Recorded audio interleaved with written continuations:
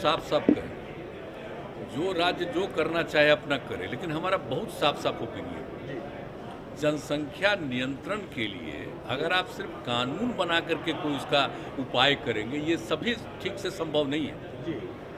आप जरा चाइना का पता कर लीजिए, 1 से 2 किया, अब 2 के बाद भी क्या हो रहा है, तो आप देख लीजिए स्थिति, कहीं भी किसी देश का हालचाल देख लीजिए।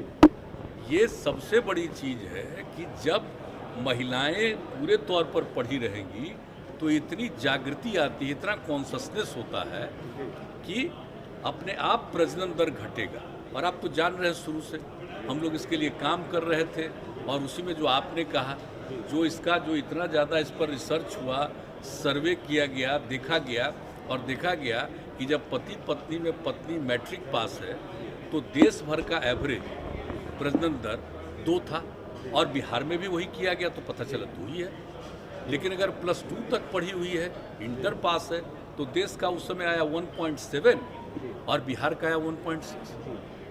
तो उसी समय तो यूरेका की भावना आई ना, हमको लगा कि भाई इतनी बड़ी चीज़ है, ये तो प्रजनन दर को कम करने के लिए, और बिहार में कितना ज़्यादा है आप जानते हैं। तो देखिए, इससे काम शुरू करते करते घटते घटते 4 के ऊपर था, अब उससे घटते घटते 3 के पास पहुंच गया।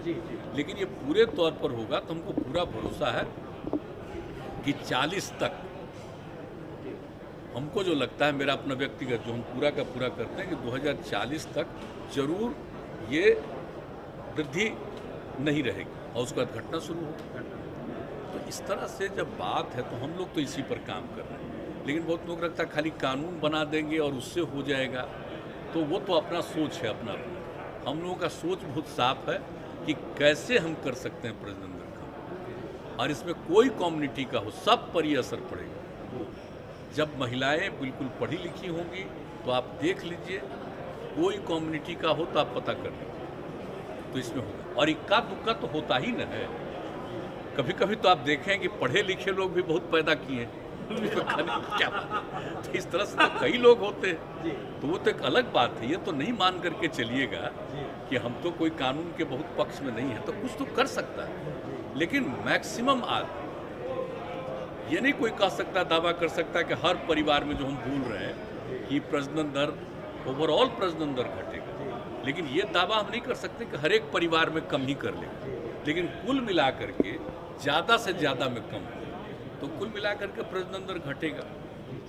तो इसलिए हम लोगों का तो यही राय है। बाकी हमको तो अब अलग अलग राज्य का है, लोगों का अपना अपना सोच है, तो अपने ढंग से करें।